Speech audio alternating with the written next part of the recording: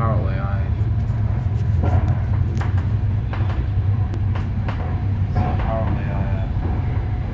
made a mistake.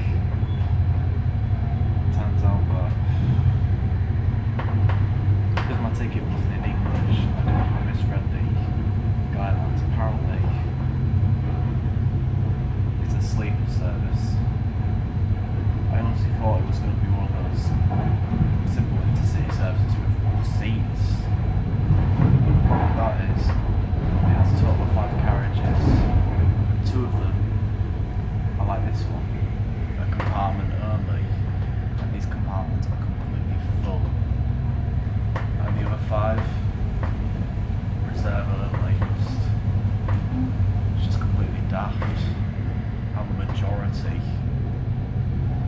I honestly think the majority of people that are coming on this train are going to reserve a seat. Had I known, I would have reserved a room. I've probably not done this.